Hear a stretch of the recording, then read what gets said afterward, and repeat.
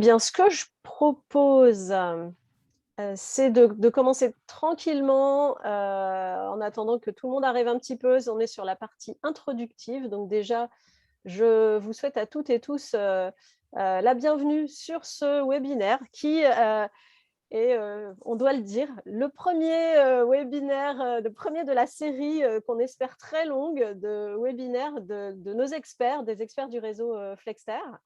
Et donc, celui qui a tiré à la courte paille cette fois-ci, mais qui en fait est très, très intéressé à l'idée de partager avec vous sa connaissance, c'est Léonard Delcourt. Euh, alors, je vois que Olivier est dans la salle d'attente, donc on va l'admettre tout de suite. Donc, bienvenue Olivier, qui doit être en train de se connecter. Le thème du webinaire d'aujourd'hui, c'est travailler avec la sphère publique, corvée ou opportunité. On a délibérément voulu un titre provocateur sur ce webinaire, parce qu'en tant que nous qui sommes, quand on travaille dans le réseau Flexter, on est chacun aussi indépendant et pour beaucoup d'entre nous, on a nos structures, on a nos sociétés et on se pose parfois cette question-là et parfois on peste. J'étais encore hier avec d'autres personnes, d'autres entrepreneurs et on pestait un petit peu par rapport à l'administratif, à tout un tas de contraintes que peut poser le public. Mais Léonard, lui, qui est quand même notre expert en stratégie et affaires publiques en temps partagé, voulait montrer une autre facette et nous dire non, mais oui, certes, ça peut être une corvée, mais ça peut être surtout une belle opportunité. Donc, c'est ce dont on va parler aujourd'hui. Alors, très rapidement, si j'arrive à passer sur la dia d'après, je voulais très rapidement vous expliquer juste pourquoi c'est Flexter qui organise ce webinaire. Et ensuite, on passera rapidement à l'intervention de Léonard. Donc, Flexter, c'est une organisation qui va intervenir quand un dirigeant d'entreprise ou une structure manque de temps ou de compétences pour pouvoir réaliser ses projets. Donc, on s'adresse à des personnes qui peuvent diriger une entreprise et qui sont très sollicitées, qui parfois occupent diverses tâches, qui font en même temps de la direction financière, en même temps la direction générale. On va s'adresser à des gens qui ont besoin vraiment de développer leur activité et qui ne peuvent pas passer trop de temps à faire des choses qui ne sont pas orientées vraiment vers la vente, le commercial, le développement de l'activité.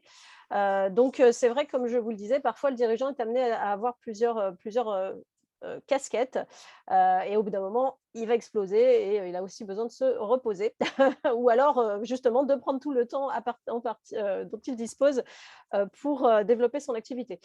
Donc, dans ce contexte-là, il y a une possibilité de travailler qui s'appelle le temps partagé, qui existe sous diverses formes. Donc, c'est la possibilité, par rapport à Flexter, de faire appel à des intervenants extérieurs à l'entreprise pour remplir une mission pour laquelle celle-ci ne veut pas ou ne peut pas recruter. Donc, les experts du réseau Flexter, en l'occurrence, peuvent intervenir. Alors, il y a d'autres façons de faire du temps partagé. On peut tout à fait faire appel à du temps partagé via des groupements d'employeurs, etc. Mais par rapport à notre réseau, l'expert du réseau peut intervenir en temps partagé avec comment dire, sous un contrat très simple, quelques jours par semaine, quelques jours par mois ou par an, de façon très flexible. Parfois, on aura plus besoin de lui et parfois moins, comme s'il faisait partie intégrante de votre société, donc sur la fonction qui le concerne. Donc, nous sommes tous dans le réseau des professionnels indépendants. On peut voir là-bas Léonard, justement, qui fait partie de notre mosaïque. On a chacun eu une expérience significative en entreprise ou justement dans la sphère publique, comme c'est le cas de Léonard. Et on a exercé des responsabilités, parfois même en comité de direction.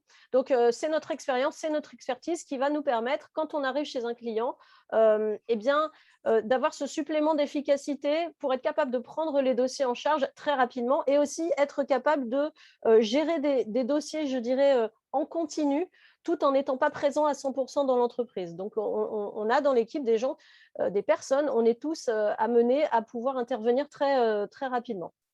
Et aussi, on est habitué à jongler entre les différentes problématiques. Donc, on a de la flexibilité.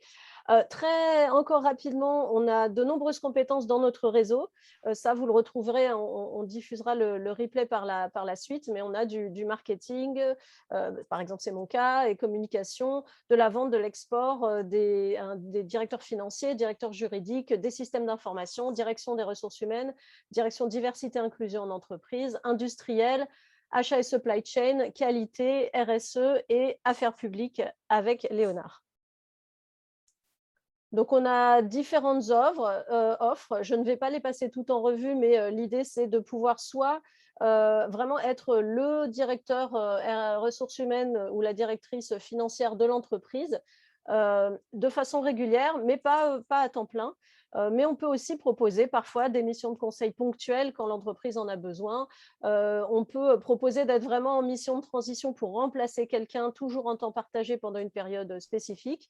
Et on a aussi une offre intéressante qu'on a appelée Flex Tandem pour des sociétés qui souhaitent engager des alternants, des juniors, des apprentis et qui n'ont pas la compétence en interne ou le temps même pour pouvoir s'occuper de ces jeunes-là, eh bien, les experts du réseau sont capables de les encadrer, de les former, de les faire monter en compétences et de les aider à atteindre les objectifs que l'entreprise leur a assignés. Donc, pour nous contacter, vous nous retrouverez de toute façon. Vous avez reçu pas mal d'informations. On est sur les réseaux sociaux. Quand je diffuserai le replay, vous pourrez prendre les coordonnées avec ce QR code. De toute façon, vous nous retrouverez très facilement le site www.flexter.fr. Alors, je me permets de regarder le module de discussion. Bonjour à tous et je réponds également bonjour à toutes et tous. Super. Et je passe très rapidement la parole à présent à Léonard, qui a eu la gentillesse de rejoindre le réseau, d'apporter ses compétences. On est très heureux parce que cette compétence dans la sphère publique, eh bien, nous-mêmes, elle nous intéresse dans notre propre activité de travailleurs indépendants. Je vais le laisser se présenter de façon plus approfondie par la suite, mais entre autres, l'un des derniers postes qu'a occupé Léonard était au Conseil régional des Hauts-de-France et dont il a accompagné la vice-présidente. Et à présent, il aide les PME, PMI et TPE, bien sûr. Je te laisse la parole, Léonard. Je sors de la présentation pour que tu puisses nous en dire plus. Merci Audrey. Bonjour à toutes et tous. Je suis ravi de démarrer cette série de webinaires, même si, comme disait Audrey, je n'ai pas tiré à la courte paille, j'étais bien volontaire pour le faire, donc il n'y a aucun souci là-dessus. Je vais partager donc, la présentation. J'espère que vous la voyez. Tac. Tout à fait. Je vais l'afficher en plein écran, ce sera mieux. Voilà. Tout le monde m'entend et voit le diapo, il n'y a pas de souci? Oui. OK. Donc, comme le disait Audrey, donc le choix du thème, un peu provocateur, mais vous verrez que c'est orienté aussi pour que je vous explique pourquoi ce choix et vers quoi on veut tendre avec vous. Corvée ou opportunité quand on veut travailler ou on travaille avec la sphère publique, c'est d'abord une question de perception. D'où le verre d'eau à moitié plein, à moitié vide, puisque ça dépend comment on regarde les choses et comment on les a vécues. Quelques règles de vie ensemble durant ce webinaire, parce que, comme l'a précisé Audrey, moi je ne viens pas faire un cours magistral, je pense que ce serait intéressant pour personne. L'idée, c'est de pouvoir échanger avec vous dans une écoute bienveillante, que chacun effectivement puisse s'écouter sans jugement, mais ça, je n'en doute pas. Qu'on puisse avoir des échanges. Hein, donc, vous verrez au cours de la présentation, moi, je reviendrai vers vous pour vous poser des questions. Donc, je compte sur vous pour être réactif là-dessus et partager aussi vos expériences et donc de créer de l'interactivité. Sinon, ce webinaire n'a pas de sens et je pense que ce sera beaucoup plus utile de partager. C'est aussi la vie d'un réseau comme celui de Flexter, c'est le partage et c'est comme ça aussi qu'on progresse tous. Alors, merci Audrey de m'avoir présenté de cette manière-là. C'était vraiment hyper sympa et flatteur. Je vais vous repréciser simplement qui je suis parce que au travers de mon parcours professionnel, vous comprendrez sans doute pourquoi j'en suis arrivé à cette proposition de valeur aujourd'hui qui m'amène à conseiller des entreprises. Donc, j'ai créé, moi, Décarré, ma société, il y a 2 ans maintenant, après une vingtaine d'années d'expérience professionnelle qui finalement est croisée entre sphère privée et sphère publique. J'ai commencé, moi, à la banque. J'ai ensuite dirigé des associations, j'ai dirigé un organisme de formation, donc ça pour la partie privée, donc avec une vision vraiment gestion d'entreprise, développement commercial, etc. Et puis pour ce qui est de la partie publique, j'ai travaillé en institution. J'ai travaillé pendant plusieurs années à la Chambre de métier de l'artisanat du Nord, donc je m'occupais plutôt des petites entreprises et des artisans. Je faisais du développement de l'alternance, d'ailleurs aussi des contrats d'apprentissage. Et ensuite, je suis rentré donc en 2015 au Conseil régional des Hauts-de-France, comme le disait Audrey tout à l'heure, où j'ai accompagné, j'étais le collaborateur de la vice-présidente qui était en charge de la formation professionnelle, de la relation avec les entreprises, donc toute la partie, on va dire, développement économique et développement de la formation. Ça a été une expérience riche, intense, puisque c'était, quand je suis arrivé en 2015, la période de fusion des régions. Vous vous rappelez cette refonte de la carte des régions. Et donc, c'était passionnant d'être au cœur du système pendant cette période-là. Et donc, j'ai accompagné la vice-présidente sur tout son mandat, ce qui m'a permis aussi de découvrir de l'intérieur le fonctionnement d'une institution. Alors, une institution, une collectivité importante, hein, celle des Hauts-de-France, 6 millions d'habitants. Donc, en fait, voilà, ça m'a permis de voir comment, à l'intérieur, fonctionnait une collectivité de cette taille-là. Et donc, en fait, au travers de ce double parcours, j'ai tiré un certain nombre de conclusions qui m'ont amené à me dire, mais finalement, pourquoi ne pas travailler à ce rapprochement entre entreprise et sphère publique? Parce que, vous le verrez, moi, mon parti pris, c'est de dire qu'il y a beaucoup d'opportunités à saisir, même si des fois, ça peut paraître rébarbatif, qu'il y a du temps et de l'investissement. Il y a de réelles opportunités à saisir pour se développer. Et donc, moi, j'ai envie de vous demander qui êtes-vous, parce qu'on ne se connaît pas forcément. Donc, si chacun peut simplement se présenter rapidement et surtout, peut-être me dire en quelques mots si vous avez déjà une expérience avec la sphère publique ou pas du tout. Ça pourrait être intéressant pour la suite de nos échanges. Alors, c'est toujours plus compliqué. C'est le premier qui doit se lancer pour se présenter. Après, ça va suivre. Parfait. Allez-y. Moi, je suis Stéphanie, donc je suis du coup responsable marketing. Et du coup, je suis en cours de transition et peut-être du coup là, je viens, je dirais, un peu m'immerger dans ce nouveau monde-là pour peut-être des futures opportunités.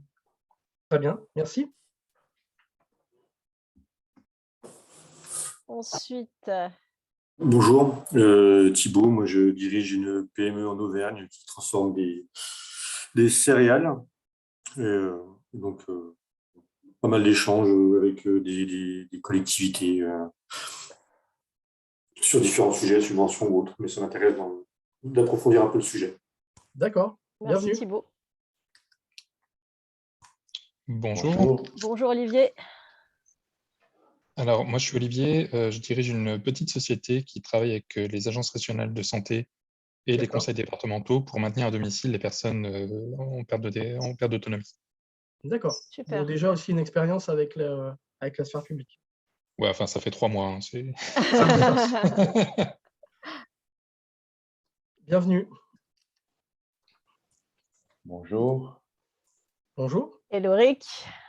Bonjour. Bonjour Eric Duverger, j'accompagne les dirigeants d'entreprise dans leur développement à l'international et leur développement au sens large. Je suis également vice-président de l'APK, Association pour la performance achat public. Super. Bienvenue Eric. Alors,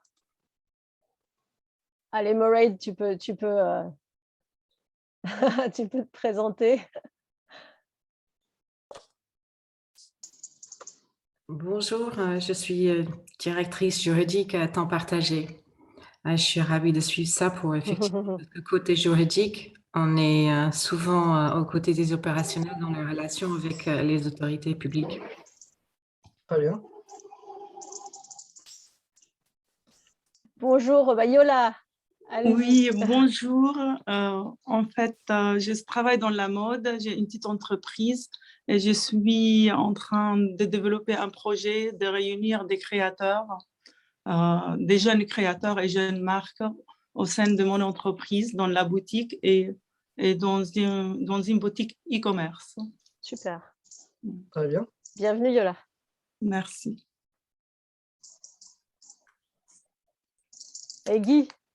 Oh là, Guy. Oui, bonjour Guy, donc je suis directeur financier à temps partagé. J'ai le grand privilège de participer au réseau Flexter. Vis-à-vis de la sphère publique, je suis enseignant au CNAM et par ailleurs, j'aide des entreprises à accéder aux subventions et aides publiques pour leurs projets. Parfait. Bienvenue, Guy. Merci. Bonjour. Et donc, Marc-Antoine, c'est à toi.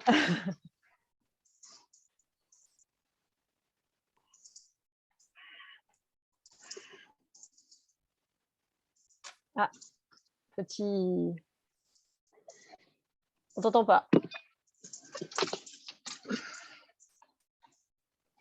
Ok, j'enchaîne Audrey alors du coup. Vas-y, enchaîne. Ok. Et puis de toute façon on se reparlera dans la... Du coup, en même temps, moi, j'ai même pas dit, moi, je suis du coup directrice marketing à temps partagé, puis j'ai créé le réseau Flexter tout simplement. J'aurais pu me présenter au tout début. Voilà, je te laisse la parole, Léona. C'est vrai, excuse-moi Audrey. Non, c'est moi, j'ai même pas... Je suis entrée tout de suite dans le réseau. Allez, à toi. Ok. Alors, pour ceux justement qui ont une petite expérience, déjà, est-ce que vous avez, vous,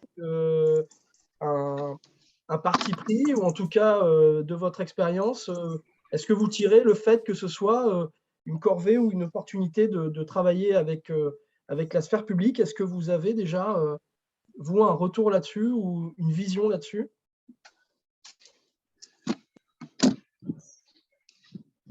Ceux qui ont l'habitude de travailler, peut-être, Guy ou… La première remarque que je fais, c'est une opportunité de travailler avec la sphère publique, notamment pour le financement de projets. La contrainte est de s'adapter, on va dire, à la temporalité des décisions de la sphère publique. Super. Parfois, c'est lent. Je rejoindrai Guy et je rajouterais peut-être de bien connaître aussi le secteur, les personnes avec lesquelles on va avoir une interaction. Parce que c'est là où ça peut devenir un corvée. Donc, il y a beaucoup d'opportunités, mais je trouve qu'il faut bien connaître son cible. Très juste, on y reviendra, Mary, c'est exactement ça. Bien, je ne sais pas si quelqu'un d'autre veut prendre la parole, sinon j'avance. Donc moi, comme je vous l'ai dit, je vous amènerai à finalement vous expliquer comment on ne transforme pas la corvée en opportunité, mais comment on peut réduire la corvée et puis maximiser le côté opportunité. Mais vous avez déjà, Guy et Méride, abordé un certain nombre d'éléments qu'on va voir ensemble. Tout d'abord, je voulais qu'on revoie ensemble dans quel périmètre on se situe. Finalement, quand on parle de sphère publique, ça veut dire quoi?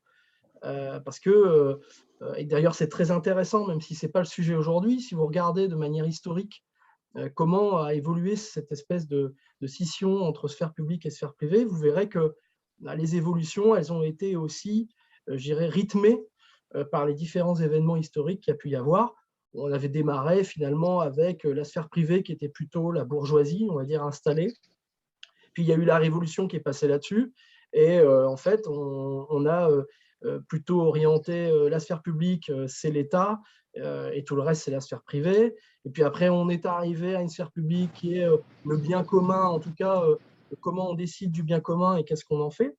Et donc là, je vous ai plutôt pris une définition qui met tout le monde d'accord, entre guillemets.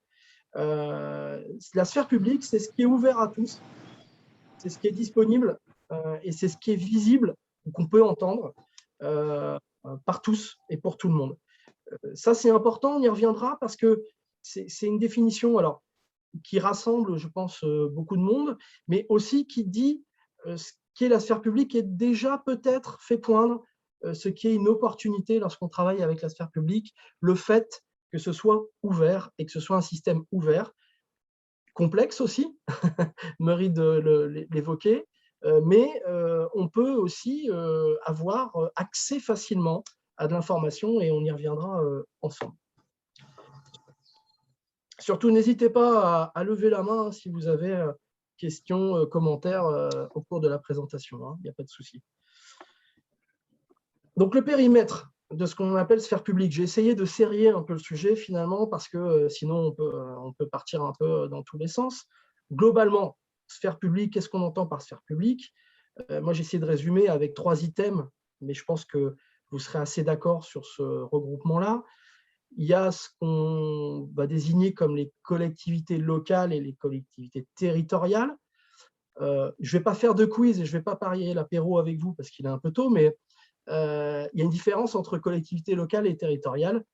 On entend beaucoup les journalistes notamment dire local, puis territorial, territorial et local. En fait, il y a une vraie différence, c'est que la collectivité locale, c'est, on va dire plutôt ce qui a un niveau territorial infra, une ville par exemple, un regroupement de communes. Et puis après, la collectivité territoriale, c'est les territoires qui sont plus importants. Il y a quelqu'un qui a son micro ouvert. Il y a un avion qui passe derrière, c'est sympa, mais...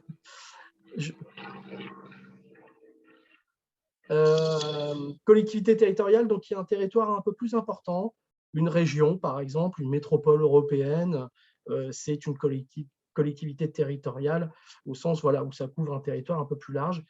Ayez-le en tête, ça peut être une clé de lecture, même si, comme je vous le disais, tout le monde confond allègrement les deux. Il y a les institutions. Les institutions, finalement, c'est tout ce qui n'est pas collectivité, mais c'est ce qui est chambre de commerce, chambre de métier, toutes ces grandes enseignes finalement parapubliques, entre guillemets, qui ont une intervention globale, c'est-à-dire vis-à-vis du plus grand nombre. Hein. Si on prend une chambre de commerce, finalement, elle intervient pour toutes les entreprises à partir du moment où elles sont inscrites au registre du commerce, et les chambres de métiers pour le répertoire des métiers. Mais voilà, c'est une intervention publique et d'ailleurs, elles sont financées, alors de moins en moins apparemment, si j'entends ce qu'elles disent en ce moment, mais elles sont financées par la puissance publique pour justement rendre ce service public, mais ça reste des institutions. Et donc, c'est important parce que ce n'est pas le même travail qu'avec une collectivité, mais il peut y avoir aussi à saisir des opportunités ou travailler avec des institutions, on le verra notamment pour se faire connaître. Et puis, il y a les grandes entreprises publiques, parce qu'on a tendance à les oublier, mais les grandes entreprises publiques, c'est quand même dans leur histoire, dans leur vie, dans leur nature, d'intégrer une partie de sphère publique, puisque le capital est détenu, alors soit en grande partie ou totalement par l'État, enfin, c'est de moins en moins le cas, mais en tout cas ça l'a été. Et toute la grande vague de nationalisation, c'était ça, c'était l'État qui prenait tout ou partie du capital dans ces entreprises-là, parce que l'État considérait que c'était important, stratégique pour le pays d'avoir la main sur ces entreprises-là. Mais donc, c'est des entreprises aussi qui font appel à des fournisseurs, à d'autres entreprises, à des prestataires. Et donc, c'est intéressant de regarder aussi comment ces grandes entreprises-là travaillent ou pourraient travailler avec vous, parce qu'elles ont finalement aussi dans leur nature le fait de travailler de manière publique. Si on prend la SNCF, voilà l'exemple que tout le monde connaît, eh bien c'est typiquement une entreprise qui travaille avec d'autres entreprises, d'autres prestataires, etc. J'ai plus le nombre en tête, hein, mais je ne crois pas être très loin. Je crois qu'il y a plus de 1000 entreprises publiques répertoriées. Alors, à des échelles différentes, hein, mais sachez quand même que ça représente pas mal de monde. Alors là, c'est un petit test, comme je disais à Audrey tout à l'heure, c'est un test non pas sur l'âge, peut-être de culture générale, mais je voulais qu'on travaille ensemble là, sur cette slide-là, sur ce qui est caricatural finalement, et ce qu'on peut entendre en termes de représentation d'un côté ou de l'autre, hein, sphère privée, sphère publique, par rapport à l'une et l'autre. Quelle image on a? Et moi, j'ai pris cette image-là, donc amicalement vôtre, que vous aurez toutes et tous reconnus, Danny White et Brett Sinclair, série culte. et notamment pour son générique, hein, puisque la musique, on l'a tous en tête, j'imagine. Mais au-delà du fait que ce soit culte, pourquoi j'ai pris cette image-là? Parce que si vous vous rappelez la genèse de la série, c'est un juge d'instruction qui n'arrive pas à résoudre certaines affaires et qui tombe sur 2 dossiers de 2 types finalement, avec des histoires très différentes, alors très singuliers aussi dans leur façon de faire. Danny Wilde, qui est plutôt l'enfant de la balle, qui s'est construit tout seul, qui vient des quartiers, etc. Et puis Lord Brett Sinclair, qui lui, voilà, bourgeoisie installée, qui n'a pas du tout le même parcours. Et ce juge d'instruction se dit, finalement, réunir ces 2 types pour arriver à résoudre des affaires, ça pourrait être intéressant. Et après, voilà, la série est lancée et vous connaissez toutes et tous comment ça se passe. Donc, j'ai pris ces 2 personnages-là parce que, pour moi, ça incarne un peu, finalement, comment la sphère publique et la sphère privée peuvent se percevoir au départ, mais qu'au final, si on arrive à travailler ensemble, il y a des vrais sujets de développement à aller chercher et on peut non pas résoudre des affaires, mais arriver à créer du potentiel ensemble. Et donc, sur l'aspect caricatural, je les ai fait parler, hein, ces 2 bons hommes. Donc, Danny Wilde, qui lui représente plutôt la sphère publique, qui dit pour les entreprises, finalement, c'est des machines à gagner de l'argent, elles ne se préoccupent pas vraiment du territoire. Alors, ce que je vous dis là, c'est très caricatural, mais peut-être certains et certaines d'entre vous l'ont déjà entendu. Moi, je l'ai déjà entendu. Hein, donc, c'est pour ça aussi que… parce que ce que je ne vous ai pas dit, c'est que dans mon parcours, j'ai été élu local. Également, j'étais en charge du développement économique dans ma ville, une ville qui pèse 96 000 habitants, donc vous voyez, déjà une belle collectivité. Et donc, j'étais en relation avec les entreprises et avec la sphère publique, et donc j'entendais des fois ce genre de choses. Et puis de l'autre côté, on a Brett Sinclair qui, lui, est plutôt le chef d'entreprise, le patron, et qui dit la sphère publique, ça coûte de l'argent, ça ne produit pas grand-chose, et puis ça a tendance à nous freiner parce que ça pond du règlement, c'est de l'administratif, etc. Je pense, alors je ne vais pas vous poser la question, mais je pense que ça parle un peu à tout le monde, même si c'est très caricatural. Et ce que je voulais vous dire, qui est très important, c'est que la réalité, ce n'est pas ça. Ce n'est pas aussi binaire que ça. Pour ceux qui pratiquent la relation avec la sphère publique, vous le savez. Moi, ce que j'ai vu, c'est que dans la sphère publique, vous avez des gens, notamment dans les services, hein, ce qu'on appelle les techniciens, ceux qui vont traiter vos dossiers, les instruire, etc. Et même les élus, hein, les responsables de collectivités. Il y a des gens de très bonne volonté. Sauf que j'ai pris l'image du marcheur olympique, parce que vous le savez, un marcheur, il n'a pas le droit de courir, sinon il est disqualifié. C'est ce qui se passe parfois dans la sphère publique, c'est qu'on a envie d'aller vite, on a envie de pousser des choses, on a envie d'expérimenter, mais il y a un certain nombre de règlements, de normes, comment dire ça, d'acquis culturels qui nous empêchent d'avancer au rythme auquel on voudrait aller. Et finalement, ça peut être bloquant, et vous pouvez le percevoir comme le fait que, comme disait Brett Sinclair, finalement, ça nous ennuie parce que ça ne va pas assez vite. Et je crois que c'est Merid qui disait, Guy, on n'est pas sur le même timing et on n'est pas sur le même tempo. Sachez que voilà, dans la réalité, c'est un peu plus complexe et qu'il y a des gens qui voudraient aller plus vite, mais c'est ainsi fait que ça ne peut pas se produire de la sorte. Et puis, côté entreprise, vous, chef d'entreprise, on vous demande quoi? On vous demande de courir un espèce de sprint, mais de long terme, mais un sprint sur lequel vous allez avoir des obstacles. Donc là, j'ai pris l'exemple du 400 mètres haies, ça pourrait être le 110 mètres haies aussi. Un certain nombre d'obstacles. Des fois, on se demande même si ce n'est pas fait exprès pour pas qu'on progresse et qu'on avance. Et même, c'est des fois un peu ambigu par rapport, ou paradoxal par rapport à un discours public qui peut être tenu par certains responsables politiques, où on dit choc de simplification, développement des entreprises, et puis dans la réalité, on voit que c'est plus complexe que ça. Voilà, donc je tenais vraiment à partir de ça aussi pour vous dire, voilà, il y a des messages qu'on peut entendre, qu'on peut percevoir, ou qu'on peut soi-même penser et dire, et puis il y a la réalité qui est toujours un peu plus complexe que ça. Est-ce que ça va pour vous pour l'instant? Est-ce que vous avez des remarques, des réflexions, des ajouts à faire? N'hésitez pas. OK, je considère que ça va alors. Merci pour le pouce. Quelques données chiffrées pour vous installer dans la réalité de ce que représente la sphère publique. 150 milliards d'euros. 150 milliards d'euros, c'est le volume total des aides publiques qui sont délivrées sur une année. Hein. Alors, hors Covid, parce que si on pense Covid, on peut doubler, voire tripler le montant. Mais en tout cas, hors Covid, 150 milliards d'euros, volume total des aides attribuées aux entreprises. Vous voyez quand même que le gâteau, il est énorme. Donc là, je suis en train de vous dire que c'est une opportunité au travers des chiffres. Ça parle à tout le monde, des chiffres. Mais en tout cas, voilà, ça, c'est une donnée clé.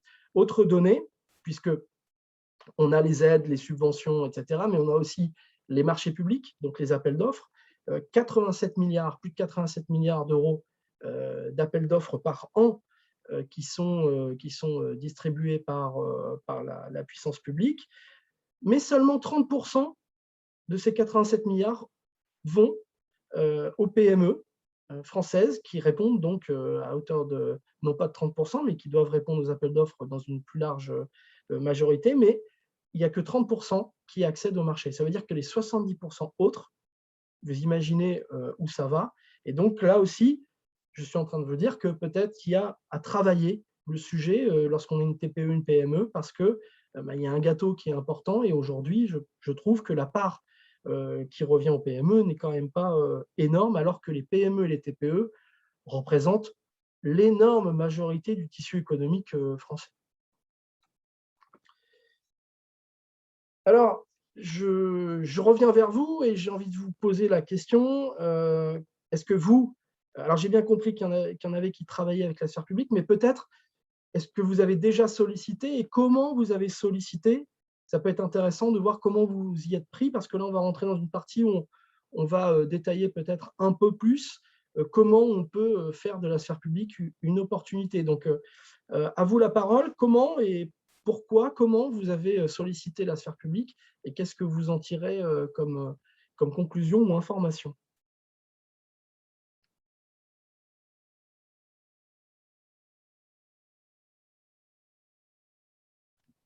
Ça vous laisse sans voix?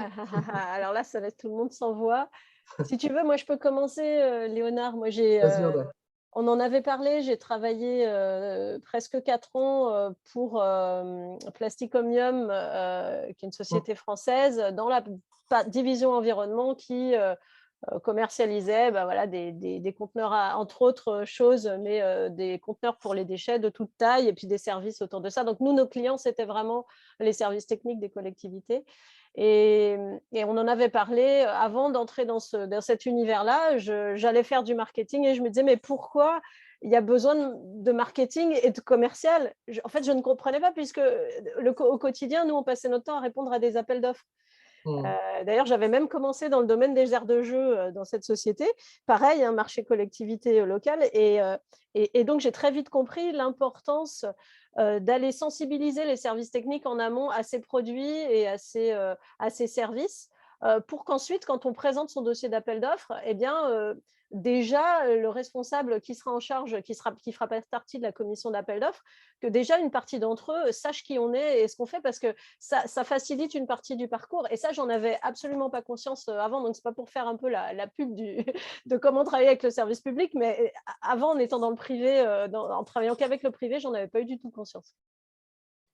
Très juste, Audrey, on le verra après. Ce que tu abordes là est un des axes très importants de la manière dont on doit travailler si on a envie d'aller travailler avec la sphère publique.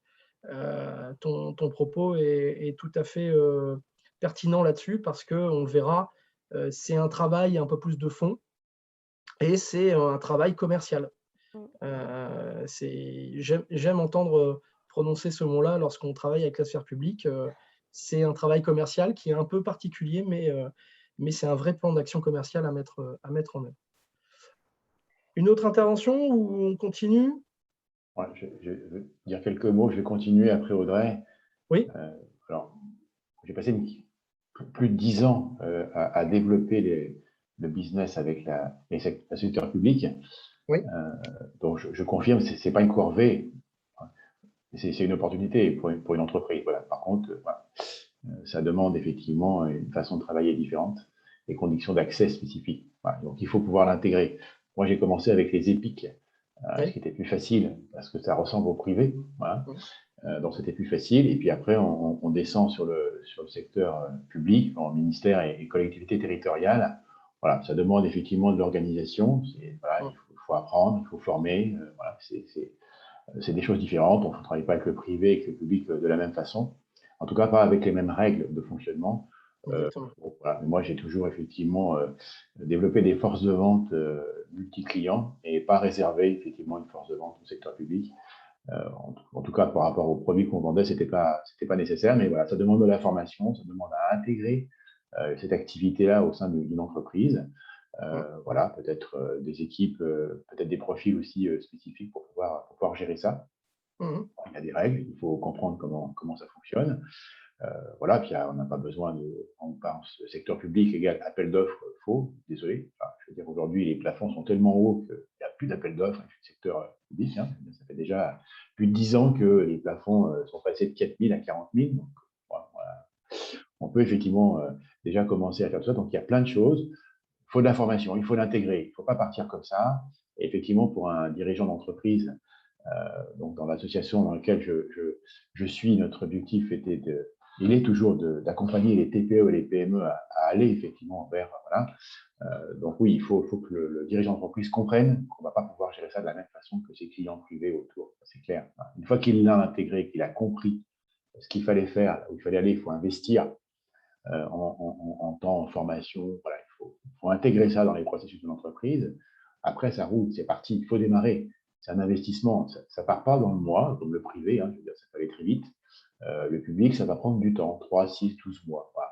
Et après, on ne s'arrête plus. Et je pense que ceux qui ont commencé savent très bien qu'il y a un véritable intérêt au bout de 24 à 36 mois. Le retour sur investissement au départ qui est très faible, en fin de compte, hein, on n'investit pas dans l'immobilier, mais plutôt dans la formation et l'accompagnement. C'est parti, ça fonctionne. Voilà. Mais voilà, il faut démystifier ce sujet du secteur public. Qui, pour beaucoup de patrons de boîtes, sauf ceux qui sont dans le BTP, parce qu'ils savent très bien qu'ils n'ont pas le choix, c'est leur plus gros client. Donc, le BTP y arrive très bien. Ils sont aussi beaucoup contraints. Voilà, les autres, il faut aussi qu'ils partagent et il faut que les chefs d'entreprise expliquent à d'autres aussi que c'est possible, et ça, on ne le fait pas assez. Donc, c'est un sujet qu'on pousse tout le temps. Sur lequel il n'y a pas forcément beaucoup d'accompagnement non plus, pour pouvoir en tout cas en parler et montrer que c'est vraiment une opportunité quand on voit le volume de chiffre d'affaires accessible. Super, Eric, merci pour ton témoignage. Tu as abordé plusieurs choses. Alors, tu as abordé, je ne l'ai pas mis dans le périmètre, lorsque j'ai défini le périmètre, tu as parlé d'EPIC. Pour moi, ça fait partie des entreprises public, hein, je l'ai mis dans ce chapeau-là, mais tu as raison, il y a aussi après un certain nombre de structures, on peut trouver des SEM aussi, peut-être vous avez affaire à des SEM qui sont des sociétés d'économie mixte partagées entre privé et public, qui peuvent être des SEM d'aménagement par exemple, hein, qui gèrent le renouvellement urbain ou qui aménagent des zones économiques ou autres. Voilà, vous pouvez avoir aussi ce genre d'entreprises dont parlait Eric, qui sont à mi-chemin et qui ont parfois l'avantage d'ailleurs de ne pas passer par des procédures de marché ou d'appel d'offres, qui ont des systèmes plus allégés, et donc ça peut être intéressant aussi de les cibler là-dessus.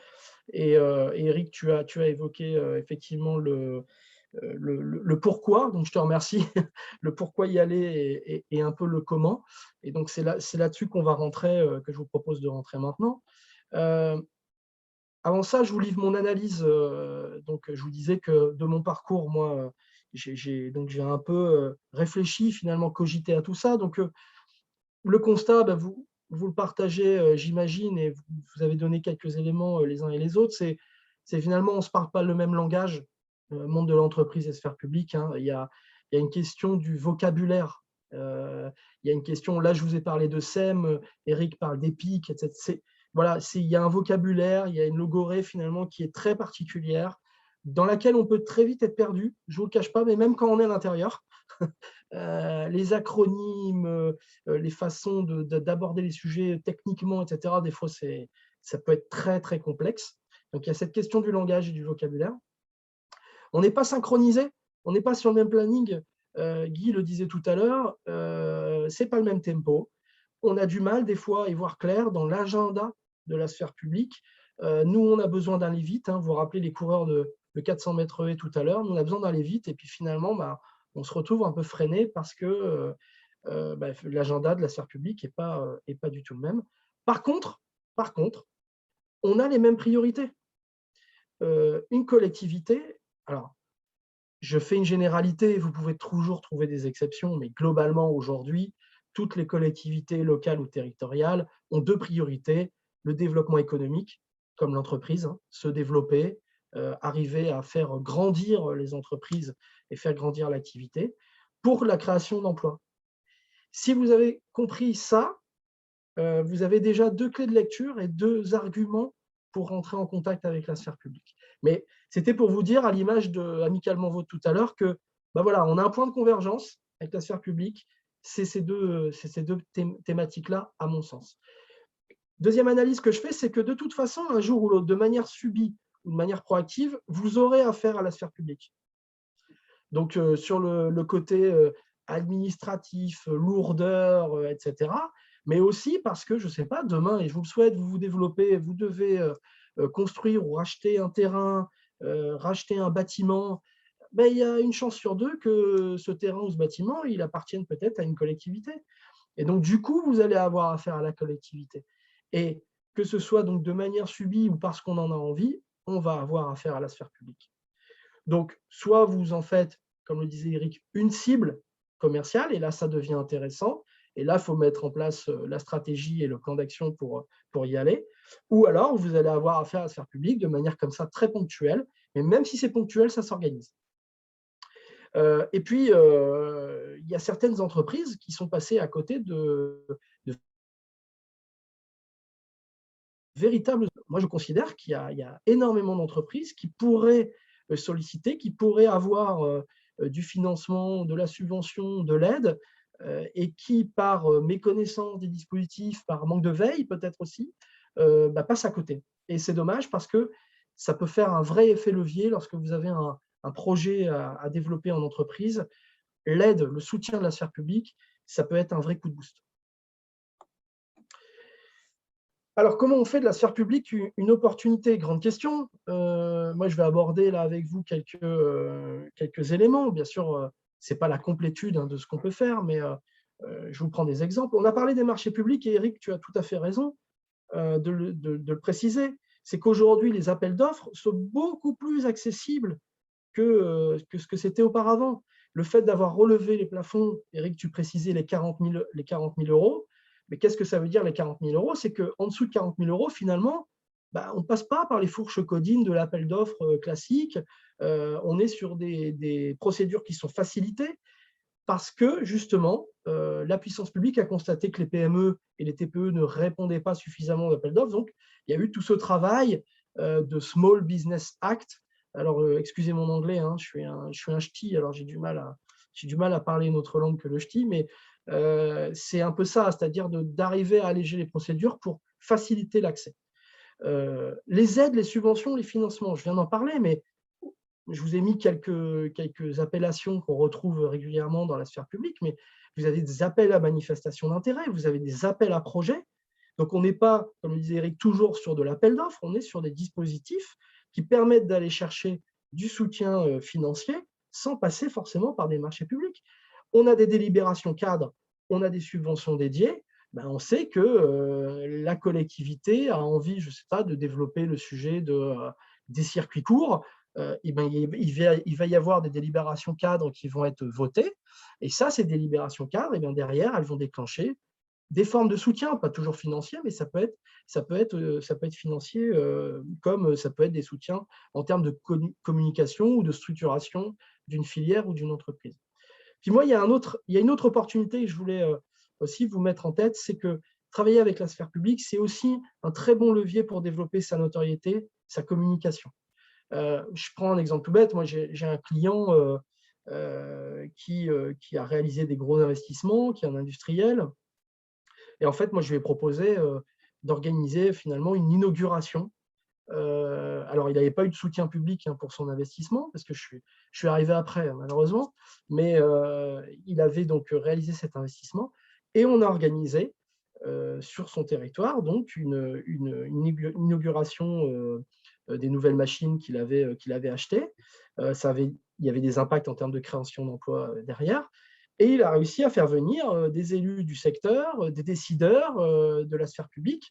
Et ça lui a donné un coup de boost incroyable en termes de notoriété, même vis-à-vis de ses clients et vis-à-vis de ses actionnaires. C'est-à-dire que les actionnaires se sont dit, ah tiens, intéressant, les décideurs publics qui viennent s'intéresser à nous, regardez comment ça se passe. Bref, en tout cas, pour vous dire que ça peut avoir un vrai effet levier en termes de communication et de développement de réputation, de notoriété. Alors, ça se travaille, hein, c'est aussi un boulot à part entière, de bien cibler à qui on veut s'adresser, pourquoi on veut le faire. Mais en tout cas, sachez que ça peut être très, très intéressant de travailler ça aussi lorsqu'on travaille avec la sphère publique. Les avantages de la sphère publique, pour moi, je vous en ai mis 3, il y en a sans doute d'autres, mais ce que je voulais vous dire, c'est très important. Pour moi, le premier avantage dont on a parlé déjà tout à l'heure, on l'a abordé rapidement, c'est que l'information, elle est libre et accessible avec la sphère publique. Ce que vous n'avez pas dans la sphère privée, vous voulez analyser, étudier un concurrent demain, c'est toujours compliqué de trouver de l'information. Il faut acheter des fois des études, il faut faire appel à des gens qui vont faire une étude de marché ou qui vont aller analyser comment ça se passe avec vos concurrents. L'avantage de la sphère publique, c'est que tout est accessible à tous. Ça ne veut pas dire que c'est facilement accessible et qu'il ne faut pas un travail là aussi de ciblage, de connaissance, de où aller chercher l'information. Je vous rejoindrai si vous me dites ça. Mais c'est à disposition. Et ça, c'est quand même un avantage très, très important à mon sens. L'autre avantage, on l'a évoqué, c'est qu'il y a une manne de dispositifs de soutien qui est juste énorme. Hein. Là, j'ai mis des dizaines, des centaines, j'aurais pu mettre des milliers aujourd'hui de dispositifs de soutien. Il y en a de partout. L'État, les régions, les métropoles, les communautés d'agglo, les villes. Enfin, vous avez multitude aujourd'hui de dispositifs et je suis à peu près sûr et certain que vous trouverez chaussures à votre pied, à condition là aussi, ce que disait Guy tout à l'heure, d'avoir en tête quel est l'agenda, quel est le timing, à quel moment il faut répondre pour ne pas rater justement les échéances. C'est ce travail-là qu'il faut faire, mais sachez quand même que des dispositifs, il y en a et vous pouvez vous y retrouver et trouver le dispositif de soutien pour votre projet. Et puis, un élément important quand même, hein, c'est que vous êtes certain d'être payé. Vous êtes certain d'être payé et en plus dans des délais raisonnables. Si vous regardez les dernières études, alors là, je vous ai mis une étude spécifique sur le secteur public au travers de l'Observatoire des délais de paiement, mais si vous regardez ce qui se passe en ce moment dans le secteur privé, on a des délais de paiement avec la reprise économique post-Covid, des délais de paiement qui commencent un peu à s'étaler, alors que du côté du secteur public, c'est ce que vous voyez là, on est entre 19 et 27 jours de délai de paiement, ce qui est quand même est très raisonnable. Donc, ça veut dire que, 1, certitude d'être payé, et 2, dans des délais raisonnables. Je trouve quand même que c'est des avantages qui ne sont pas totalement neutres pour une entreprise. Dernier élément que je voulais évoquer avec vous, c'est comment moi je vois les choses. Alors, j'ai appelé ça le cercle vertueux, mais en tout cas, c'est comment on peut travailler sur une dimension circulaire notre relation à la sphère publique. Peu importe par quel élément on commence, il n'y a pas de sens particulier. En tout cas, moi, ce que je dis, c'est que tout ce travail qu'on peut faire, de vous faire connaître, de maîtriser tous les niveaux de décision, de comment ça se passe, de développer de vrais savoir-faire sur le secteur public, d'être en veille, de saisir les opportunités. Pour moi, l'objectif final de tout ça, j'ai envie de dire l'objectif premium, c'est que finalement, ce soit la puissance publique, la sphère publique qui pense à vous. C'est-à-dire que quand on s'est fait connaître, quand on a déjà répondu, qu'on a augmenté sa réputation, qu'on a réalisé des chantiers, qu'on a gagné des marchés, mais déjà le fait de se faire connaître, de parler le même langage, d'être dans le bon timing, ça peut permettre qu'à un moment, la sphère publique pense à vous.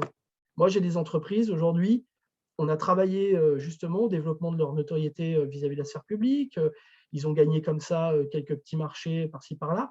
Et aujourd'hui, les services techniques des collectivités les appellent en disant, voilà, on a tel chantier, on sait que vous avez réalisé, on a vu votre plaquette, etc. On a pensé à vous, on est dans un marché qui nous permet de passer par une procédure très simple et adaptée. allez-y, ce serait bien de répondre parce qu'on voudrait travailler avec vous. Voilà, ça peut devenir ça, cette relation. Et moi, je trouve que quand on en est là, c'est gagné. Hein. Même si ça continue, il faut continuer le travail, bien sûr. Il n'y a jamais rien de gagné sur la durée. Mais en tout cas, c'est vraiment moi l'objectif que je poursuis toujours et qu'on poursuivra ensemble si jamais, avec le réseau Flexter, on travaille ensemble. Mais en tout cas, sachez que voilà, moi, je poursuis ça. Et il y a 2 autres éléments que je n'ai pas mis là, que je voulais partager pour terminer. C'est comme je l'ai dit, la sphère publique est une cible. Donc, c'est une cible singulière, particulière, mais c'est une cible commerciale. Et donc, ça nécessite qu'on mette en place une stratégie commerciale et un plan d'action commercial et d'être formé, comme le disait Eric, pour aller attaquer cette cible-là. Ça me semble très important de vous le dire parce que des fois, j'ai des entreprises qui disent « Ah bah tiens, j'ai telle idée, il faudrait que ce soit soutenu par la sphère publique. » Oui, mais ça ne fonctionne pas comme ça. Soit vous avez vraiment envie de le travailler, et donc là, on rentre dans un process qui est totalement différent. Si vous voulez un soutien sur un instant T, c'est pareil. C'est ce que je vous disais, ça se travaille quand même en termes de timing, en termes de support, en termes de cadrage, on va dire, juridique. C'est vachement important de le travailler en amont. J'en ai fini sur ma présentation et puis maintenant, je vous laisse un temps de questions, d'échanges. Je serais ravi de vous répondre directement ou même après le webinaire si vous le souhaitez par écrit. Je reste à votre entière écoute et disposition. Merci pour votre attention.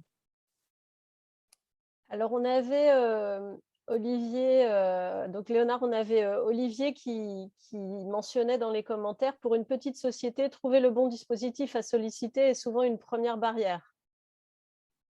Et donc, Guy a répondu qu'il existe des sites avec les dispositifs, notamment, moi, j'avais noté le www.aide-entreprise.fr. Donc, il y a moyen de trouver… Ce qui est encore mieux, c'est de travailler le pourquoi et pourquoi vous voulez solliciter une aide publique. Parce que des fois, entre différents mots-clés, différentes thématiques, on peut se retrouver sur des dispositifs qui, a priori, vous allez penser qu'ils ne sont pas faits pour vous. Et sauf qu'encore une fois, quand on va chercher le cadre qui a été posé, on va pouvoir trouver à l'intérieur peut-être la phrase, le mot-clé qui va correspondre. Donc, c'est des recherches qui peuvent être un peu plus larges, mais ce qui est important, c'est de savoir pourquoi et de travailler sur la thématique ou les thématiques de votre projet.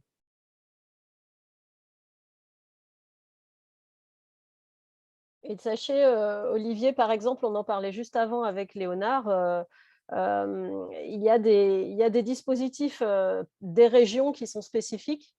Moi, je suis en région Île-de-France et il y a quelques dispositifs spécifiques qui couvrent quand même un certain nombre de besoins. Alors, beaucoup vont être autour de la notion de digitalisation, d'innovation digitale, par exemple, ça c'est sur la région Île-de-France. Mais à l'intérieur, vous pouvez avoir justifié des projets qui peuvent comprendre du conseil, qui peuvent comprendre de l'achat de matériel, etc., de l'investissement.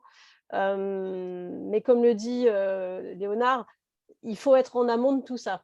Évidemment, si vous avez un besoin, on parlait du timing, je ne sais pas mais supposons juin l'année prochaine, mais ça veut dire qu'il faut d'ores et déjà tout de suite identifier les dates de remise de vos dossiers, etc. Si je peux juste me permettre.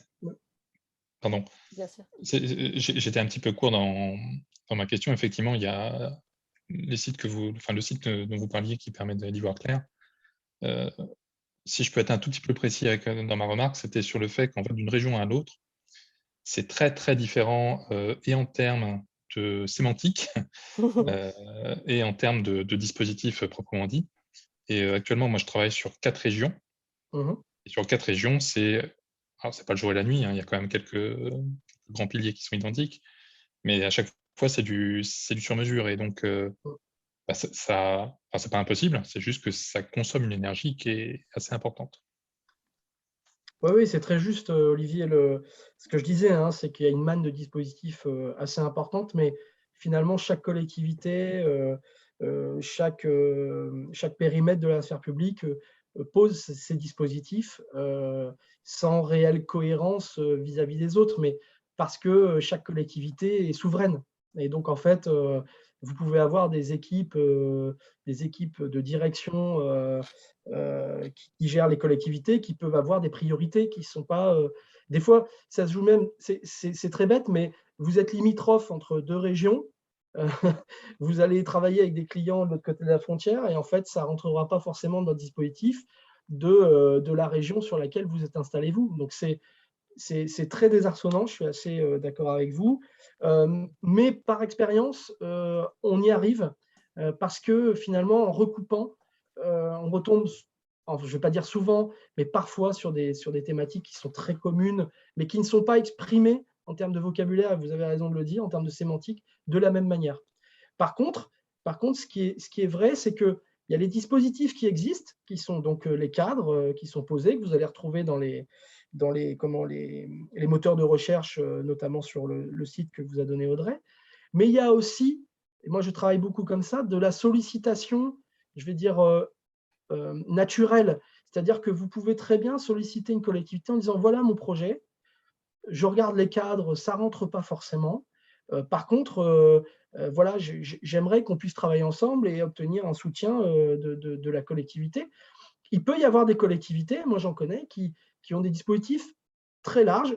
Par exemple, sur de l'avance remboursable, ce n'est pas forcément de la subvention, mais sur de l'avance remboursable, vous pouvez avoir comme ça des marges de manœuvre dans certaines collectivités qui vous permettent d'aller chercher un support qui n'est pas celui du cadre posé ou du dispositif que vous cherchez. Mais il peut y avoir une sollicitation un peu proactive sur des projets. Et si l'élu qui va recevoir ça dit « ah oui, moi j'ai envie d'y aller, bingo », je peux vous dire qu'on va trouver le dispositif qu'il vous faut et le système de soutien.